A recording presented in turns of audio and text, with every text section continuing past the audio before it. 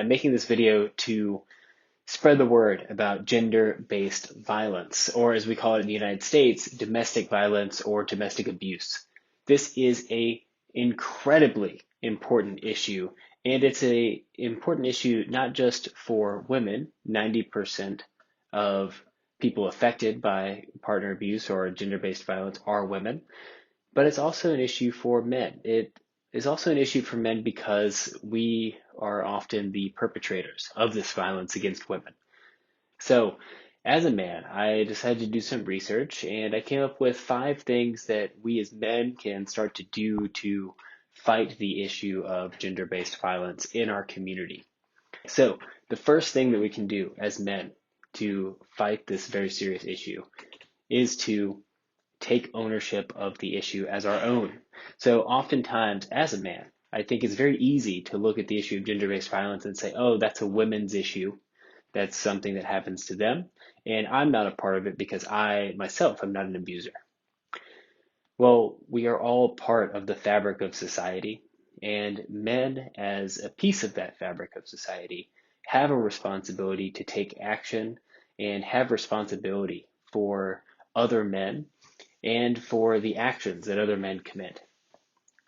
And so it's very important to start becoming part of the solution by taking ownership of this issue and recognizing that it's an issue that affects men, it affects women, it affects everyone.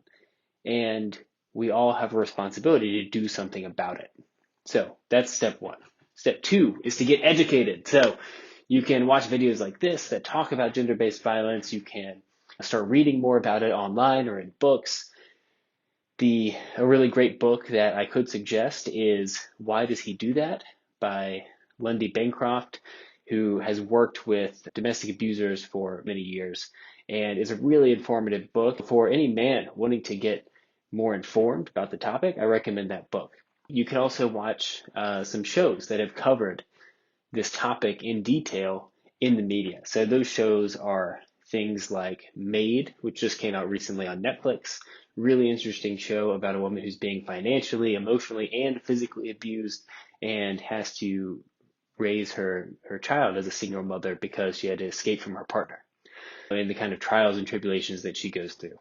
Another one is Big Little Lies, which has some really great famous actors in it, including Reese Witherspoon, and it is a phenomenal show, not just about this issue, but it highlights this issue and also shows just how difficult it can be for a woman encountering abuse to really escape from that predicament, especially when you may love your partner and think the best of him, but then he's acting in a really terrible way.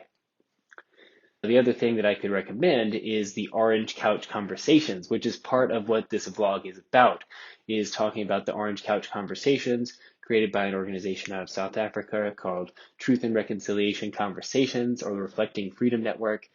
It is a phenomenal show that goes into depth in interviewing people in South Africa who have experienced gender-based violence, and it's not just women, it's the stories of men as well. I think it does a really good job of really hitting home with the importance of just how traumatizing this can be for people and the kinds of ripples that it can create in people's lives. So number 3, the third thing you can do is to recognize the impact of the things that you're consuming. That means the media that you're consuming, the shows, the music, the other people that you're around. So oftentimes our images and our thought patterns, our narratives of what is good and what is right and what is okay are created by the society that we're in, by the media and the imagery that we're consuming. And this is very true for gender-based violence. There are plenty of songs out there, music, TV shows, other types of media that are glorifying rape or violence. And this is a huge issue. A lot of people don't realize the impact of what they're consuming, but over time, that consuming media like that can really kind of twist and manipulate your mind to begin to subconsciously absorb the messages that those different media outlets are portraying. So I think it's really important to take a cold, hard look at what exactly you're consuming and how it might be affecting your mental state and your views of the world. A really good thing to do here is to combat that by not just taking a look at what you're already looking at and how it could be affecting you positively or negatively, but also try to engage others in conversation. So open up a conversation with a close relative of yours or a friend or family member and ask them about how gender-based violence has affected their life. You'd be surprised how many people, unfortunately, have been touched by this really serious issue and have had traumatizing experiences because of it. Maybe they have a close family member who is abusive, maybe they know someone who is abused, maybe they are friends or have a loved one who experienced this in some way, shape, or form. I think by hearing those stories that you begin to build empathy for this issue and you begin to understand a little bit more the impact that it can really have. Okay, number 4 is to challenge others. So I am not great about this myself. It's something that I'm working on, but challenging others means being brave in the moment. When you hear somebody say something sexist, when you hear somebody say something demeaning, when you hear somebody saying something that minimizes gender-based violence, it's time, if you are there in person with them, to speak up, to say something, to explain to them how wrong it is for them to act in such a way.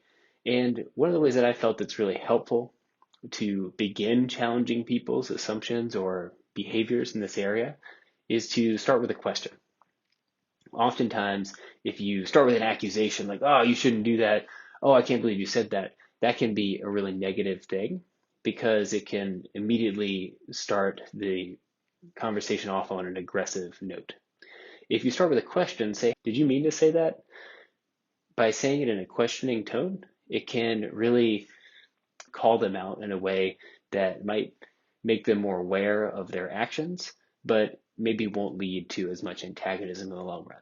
So try that out next time you're in a group and you hear somebody say something negative and you want to speak up but are afraid to because of the consequences. Try that approach instead. Okay, number 5 is to teach others. So that's what I'm trying to do here is actually get out there and teach people about this issue of gender-based violence, teach people about the role that men can play in ending it.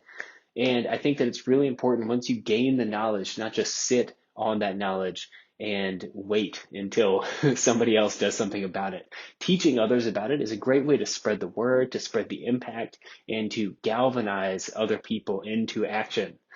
And the more that we all know about these issues, the more that we become aware of the patterns and deeply entrenched beliefs that are fueling them, the more we can begin to slowly change these issues over time. And that's what it's all about. So these 5 things are steps that we all can take as men to start down the path of ending gender-based violence. I hope that you start that path with me. Thank you.